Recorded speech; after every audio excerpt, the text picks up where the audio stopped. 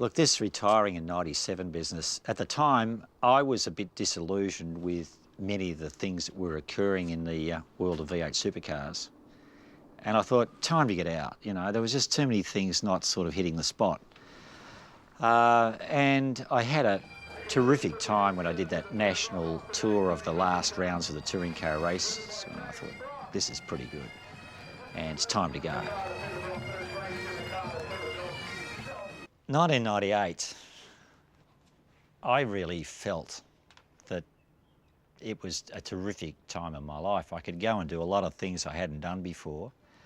I had a lot of public speaking, travelled around a fair bit, did some ads overseas and did all sorts of things that probably wouldn't have been possible if I'd have had a full-on motor racing career still happening.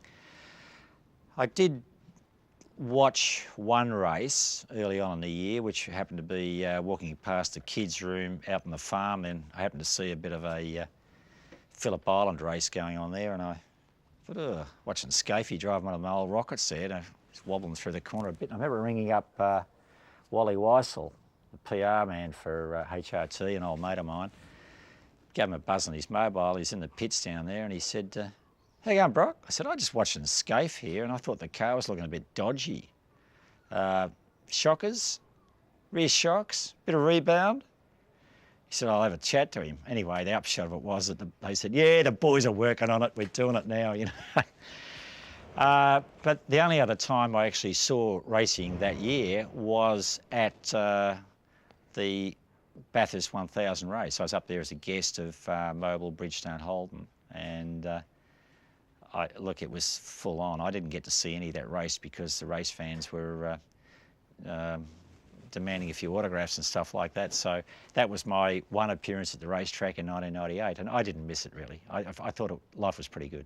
Yeah, I certainly like to stir the pot a bit over the years, and at the launch of the Safari in Alice Springs in '99, I was there and I'm thinking, I'm rather liking this. I was talking to Brucey Garland. Bruce says, you should have a go, Brocky, you know, it'd be pretty good. And I said, yeah, got a car there? He says, yeah, I've got a car. I said, So when it came time to stand up on the podium and have a bit of a chat about launching this particular motorsport activity, purely on behalf of Octagon, who are the promoters of it, and extolling the virtues of the event to all and sundry, I sort of said, I'm going to have a go. I'm going to do it. Well, Steve Fraser, who's the MD of Octagon, was standing in the audience, and I'd flown up with Steve, and he had no idea I was going to say this. And really, I had no idea I was going to say it. But he stood there and his jaw just dropped.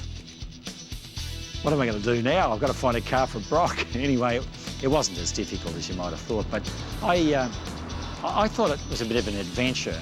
And as far as I was concerned, this wasn't the sort of event that was going to be too much pressure to perform. You could just get out there and have a bit of fun. And I always loved rallies. And I also looked at the route that the event was going to take through the back blocks of a lot of those Aboriginal settlements, etc. And I thought, that'd be neat. It'd be great going out there. So that was my basis for doing it. A bit of fun and explore a bit of bush that the tourists don't get a chance to look at normally. So around about '99, James decided, my eldest, he decided that he wanted to go and do a bit of circuit racing. So I sort of bankrolled him to build this Torana XU1 down this shed on the farm, and he did a pretty good job, I can tell you. It was a hell of a nice car. And somehow the idea was that we would use this in Targa. I would drive, he would navigate. And then he'd go and use that car to get his CAMS licence later on. Well, James sort of, you know, as the usual thing that happens when you build cars, you finish them at the last possible moment. I remember driving the thing down to the wharf and still with a box of spanners inside the car, tightening things up with the traffic lights and stuff like that. So by the time the event, though, unfolded, we'd sorted it out pretty well, and it had some fundamental issues, like maybe the brakes were a bit dodgy and stuff like that, but it was a damn good car, and we were inside the top 10, and I thought, we're going all right. And it sort of made me feel that maybe Peter, you should do a few events. You know, this single car against the clock stuff is pretty good. It's not really competition as such with one car against another, muscling against each other into a corner, but it still requires a bit of grey matter to sort of get yourself tuned up and get that car honking down that bit of road you don't know too well. So I enjoyed it, and it probably whet my appetite to do a little bit of perhaps a bit more in motorsport in 2000 and beyond. So after James did the whole Targa business and he started getting his racing licence together, he built a car down the shed called a Future Tourer. Not a bad bit of machinery, to be honest with you. James got that out in the track, sorted it out himself and got it off and running. And from there he moved into some other categories of racing. But we started talking about his career and the next step. And so in 2001, we got a little bit more organised, and I sort of started helping out James with his youth program and stuff like that. No big deal, just went along there and sort of just mentor, I suppose, and general nuisance in the pits.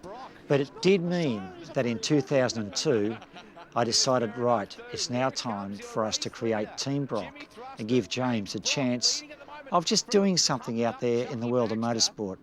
I had a chance that my parents gave me. They sort of just made things available. And so I thought, let's create Team Brock. And I can give James the same sort of opportunity that I had. So 2002 came around, and James had done a year's racing or two, and he was getting himself pretty well tuned up and wanted to move into supercars.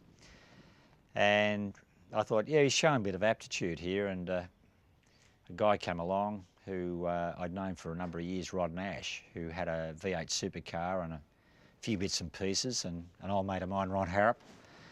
And we thought, yeah, let's sort of get a car going out there and have a bit of a go at this V8 supercar racing. It was it's a bit of a strange experience because my heritage was works team. My heritage was always, you do whatever it takes to win a race. You have the best engines, you have the best sort of gearboxes and springs and shockies and what have you. And the difficulty was that you couldn't put together a budget to be able to do those things. So there was enormous compromises. And to be standing in the pits with a car which was midfield, to me was, well, it wasn't really an experience that I necessarily enjoyed. I sort of always thought, no. I'm all about being up the front there somewhere, not being satisfied with being midfield. But it was a strange feeling being part of that race team. We certainly struggled to get the commercial support that we needed to get the car to go a little faster, because we needed to chase horsepower and suspension bits and pieces and testing time and et cetera, et cetera. So in order to get that over the line, I decided that I would actually have a drive at Bathurst in 2002. I must say that I was also given a pretty big offer by the hierarchy of Avesco, who said this would be a pretty good thing. As it transpired, that all came to nothing. They didn't give me the support that I'd hoped. But nevertheless, it meant that the team finished up with paying some bills and having we made some pretty good friends out there in the world of corporate sponsors, etc., etc. So it opened the door for Team Brock to move into V8 supercars and other spheres of motorsport and to become a viable team. Brother Phil got me up to Darwin to take part in some sort of celebrity bash he had happening up there, and honestly, I didn't really want to do it, but family, brother, Phil, all right. And then he dropped it on me about this go-kart race.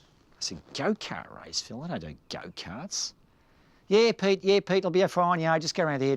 Because I went with him, went around the corner to the showgrounds of the Speedway or whatever it was, and I think it was a Speedway, and there was a load of people and the press and lights and cameras and stuff like that for this race. I thought, oh, thanks, Phil. Anyway, I got on the go-kart and I started feeling around, and I was getting stuck into it, having a bit of a race with some of these guys. It was Gary Rush and George Tatnall were two names that come to mind, and a bunch of V8 supercar drivers. Not, well, formal ones. And anyway, last corner in the last lap of the last race, George has sort of come across my bows in a desperate effort to sort of, you know, cut me off or get the flag. And I was pretty close behind Gary Rush at the time. He spun and stalled. My go-kart went across the front of him and the wheels touched, and I would flip straight up and landed on my head.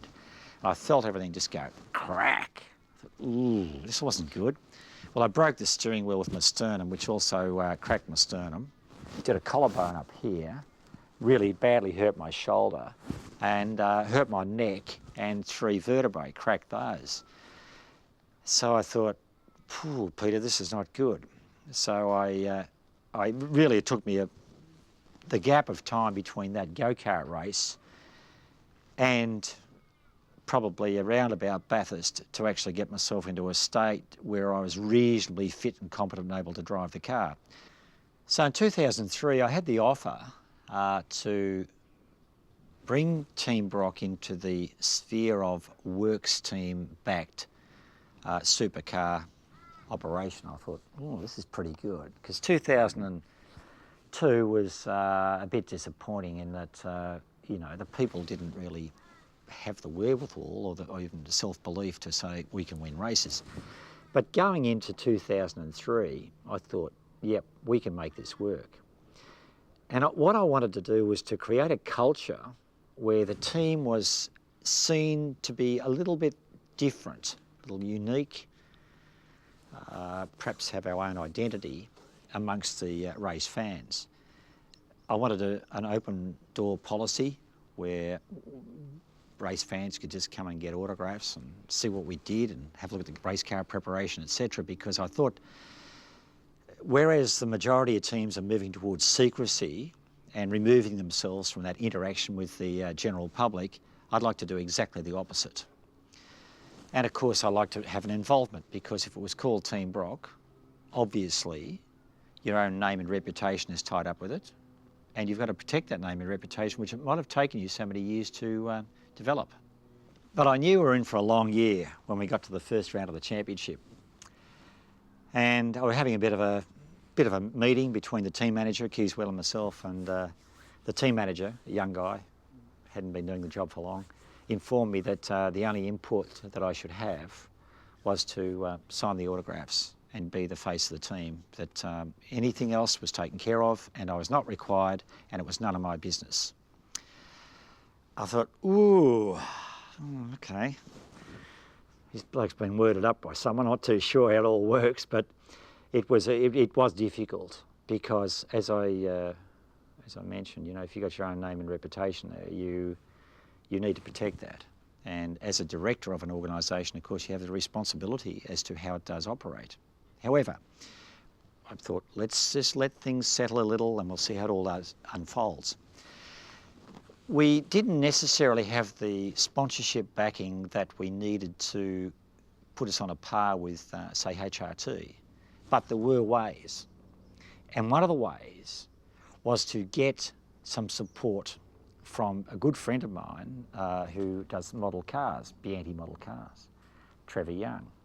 And so we came up with an idea where David Brabham and I would drive a Brock Brabham, or Brabham Brock, specially sign-written version of these cars at Bathurst in 2003. And that would give us the income for the cars to be redeveloped from VXs back into VYs, and to upgrade the whole team. So we finished off the year 2003 with everything paid for and 2 new cars to run with in 2004 and beyond. And that was the system which was happening. And right at the very last moment, I was informed that this was not going to happen. It was not being given the stamp of approval by some others, and I'm still not too sure who those others were. And so we were left in a very difficult position with merchandise, decisions that were made, with racing cars that needed upgrading and with a shortfall in funds. Around about mid-year, I informed them that we couldn't continue on. As far as I was concerned, I thought this was one of the most distasteful things that had happened to me in my motor racing career. I thought, this is not on, this is crazy. But it happened. And I decided to move on to do other things in 2004. So 2003 could have been a lot different. It started off pretty well. I was thrilled to have Jason Bright and his working group getting some great results in the championship, but it just wasn't to be. So in 2004, I realised that if we're going to make this team work, it's got to be with the people who have in their heart of hearts the welfare of all that Team Brock could be, and that we could develop our own culture and espouse that, do it, and present ourselves as a different racing team than what, generally speaking, has been seen in the Australian scene for some time. So James started tinkering with cars. I started looking at Nations Cup, which interested me somewhat, I can tell you. I thought this was a category of racing that I could get my teeth into, particularly those big 7-litre Monaros. And of course, then there was the race at Bathurst, the 24-hour race at the end of the year, and Holden saw fit, and I thank them very much for this, to provide me with some excellent backup drivers with Jason Bright, Greg Murphy and Todd Kelly, and we went to Bathurst and we had a great time. It was just a great weekend. Nothing went wrong. One of those moments when you think, this is just meant to be. Basically because I thought Ross Palmer's got a dream, and Ross had approached me earlier on and said, Peter, this is gentleman's racing, it's great racing, it's good fun, we're trying to get this off and happening. It's a good viable alternative to what V8 supercars have. We've got all makes and models of cars, we've got all sorts of things happening, and you can actually race one of these Monaros. Well, I had a drive of the 2002 Bathurst 24-hour winning Monaro, the yellow one, at the Australian Grand Prix meeting in early 2003. I did 4 races, won all 4 races. I thought, how good's this? Press on here. So they built a car for me and I used that during the year.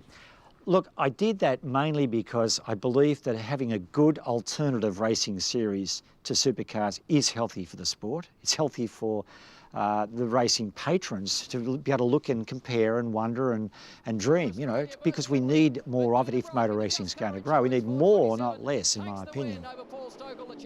That 24-hour racing at Bathurst is fabulous racing. I mean, coming around the top of that mountain, squinting your eyes a bit as you're coming into the rising sun, which is coming up over Katoomba there, and just shining in your eyes as you're going over Skyline. It's quite an interesting experience. And you're at it all day and all night. Let's not forget, 24 hours of the mountain is a hell of an accomplishment.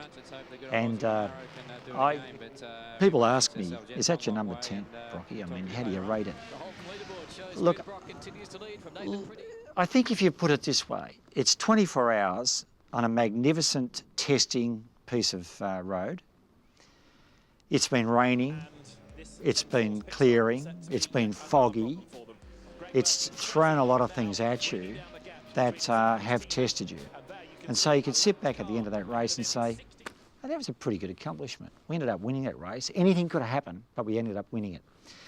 So although it has a totally different feel than winning the Bathurst 500 or the Bathurst 1000 or the Hardy Ferodos, whatever sponsors have been in there all those years, they had a certain magic about them. I think from an accomplishment point of view, that Bathurst 24-hour race rates up there somewhere. It certainly wasn't a non-race. So what was it? 0.7 of a race? 0.6 of a race? I don't know. But so maybe I've won 9.7 or 9.6 races up there, I don't know. But I do know I did a lot of the driving and a lot of the chores, and I felt at the end of the day that I'd earned the keep. So getting into the beautifully presented Holden Racing Team 2004 edition Commodore. It was something else. I mean, these cars are put together like Swiss watches. First thing you notice when you get in the cars, everything's light. Particularly as the previous V8 supercar I'd driven was in 2002, and that thing was a bit of a nail. These cars are precise. The steering is just so linear. The gear shift is so precise and accurate. Nothing's worn. Just bang, just straight through. Brake pedal, hard and high, progressive. Clutch allows you to drive out of the pits without embarrassing yourself. But you don't use the clutch once you're off and running, really. I mean, you're sort of just banging those gears through. And an engine that's superbly responsive. Electronics and data acquisition, I didn't think they'd changed a great deal. I felt very familiar because the first thing that happened when I was sitting in the car, I had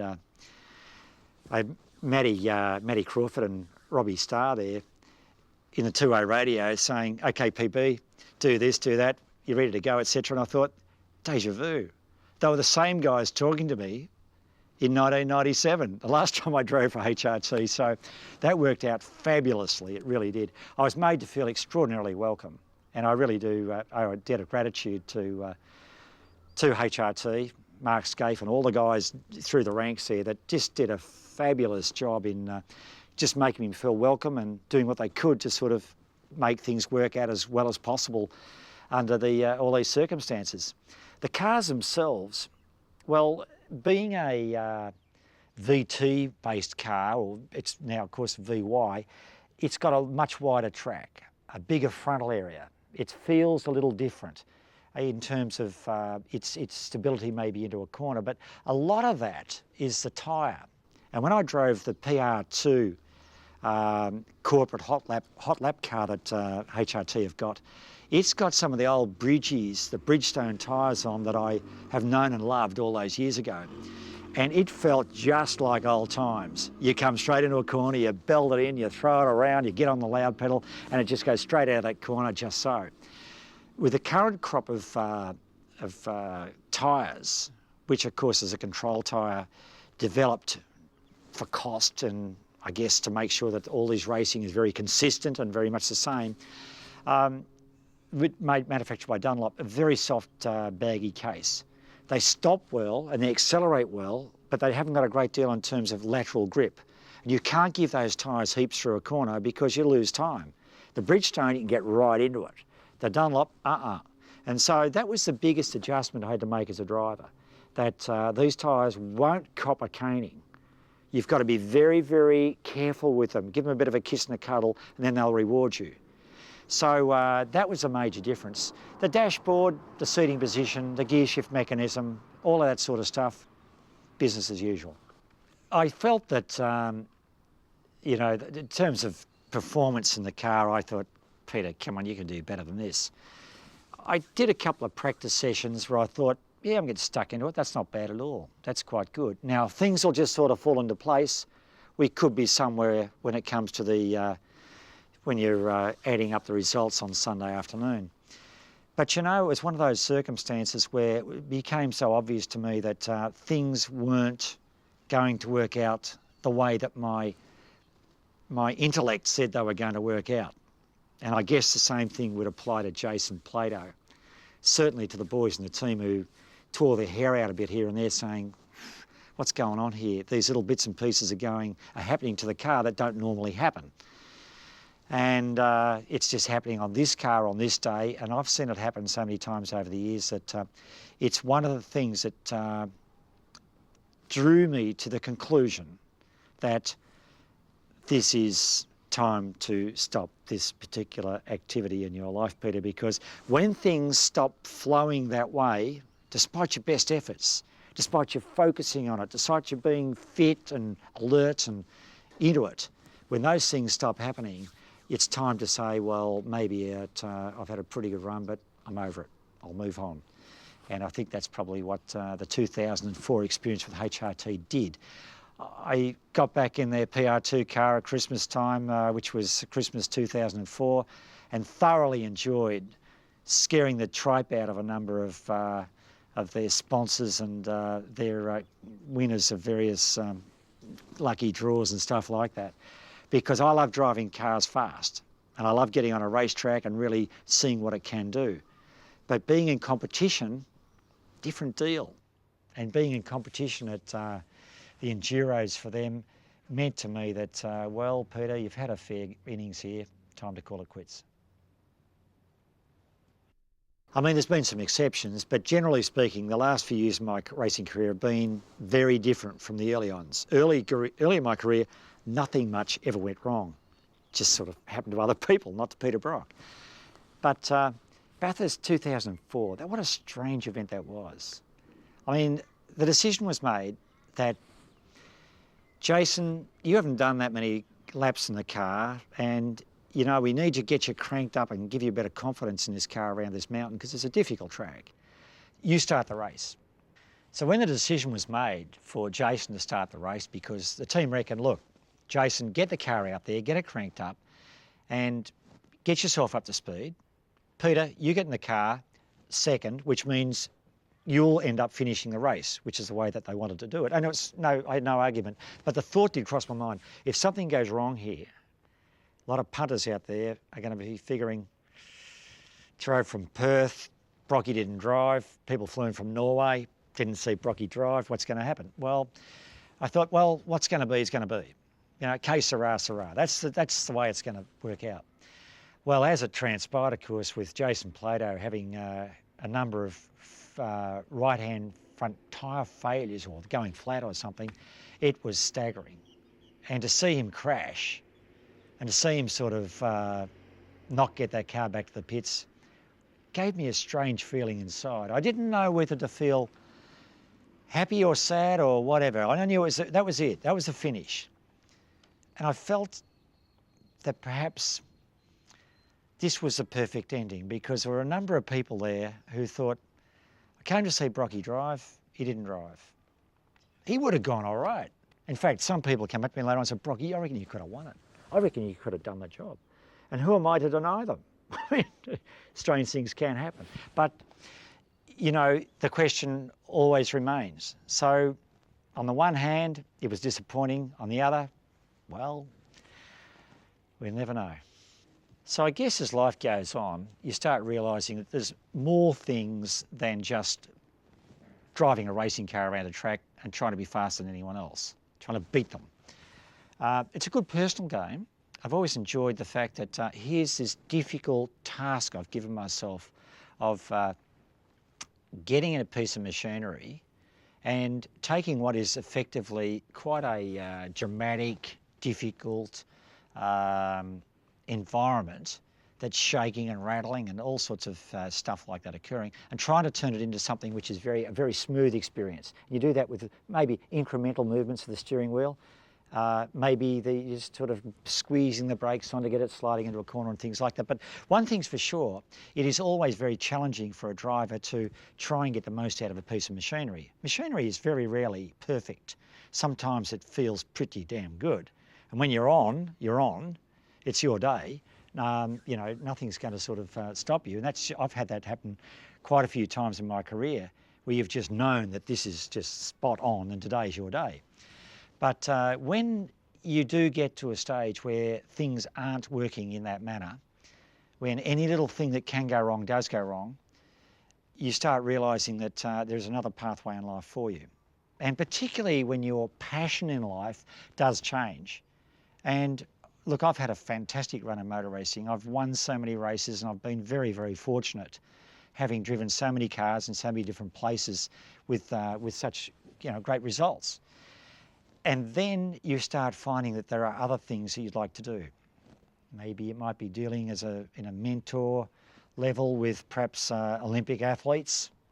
It might be talking to young people who have run off the rails or underprivileged in some way to give them some sort of hope and some idea that there are people out there who do care and will support them in their journey through life. And I enjoy doing things like that because motorsport has given me that opportunity of now being able to go into those areas with a bit of street cred, with the ability to be able to impart a bit of information to people that they are open to hearing because of my motorsport activities.